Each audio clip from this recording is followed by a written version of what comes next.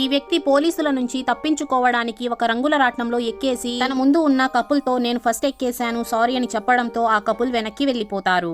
పోలీసులు అక్కడికి రాగానే ఇతను రంగుల రాట్నం నుంచి హాయ్ చెప్తాడు. దాంతో పోలీసులు ఆపరేటర్ దగ్గరికి వెళ్లి అతను వచ్చేటప్పుడు రంగుల రాట్నం ఆపమని చెప్తాడు. దాంతో ఆపరేటర్ వినకపోవడంతో పోలీసులే అక్కడికి వెళ్లి ఏ బటన్ అంటే ఆ బటన్ నొక్కేయడంతో అక్కడ బ్లాస్ట్ జరిగి రంగుల రాట్నాలన్నీ అటూ ఇటూ ఊగుతూ ఉంటాయి. అప్పుడే ఇద్దరు పిల్లలు జారి కింద పడిపోబోతుంటారు. అప్పుడే ఈ వ్యక్తి తన ప్రాణాల గురించి ఆలోచించకుండా పిల్లల్ని కాపాడడానికి దూకుతాడు. కిందున్న వాళ్ళంతా భయపడుతూ చూస్తూ ఉంటారు. ఇతను జంప్ చేయగానే కింద పడిపోబోతాడు. అప్పుడే ఇతను అక్కడే ఉన్న ఉయ్యాలని పట్టుకొని పైకి ఎక్కి అక్కడున్న దారాన్ని తీసుకుని ఆ పిల్లలుంటున్న ఉయ్యాలకి వెళ్తాడు. అప్పుడే ఇతను పాపని ఎత్తుకుంటాడు. కానీ అప్పుడే చైన్ విరిగిపోవడంతో ఇతను గాలిలో వేలాడుతూ ఉంటాడు. అప్పుడే ఆ పిల్లాన్ని కూడా ఇతను తన చేత్తో పట్టేసుకుంటాడు.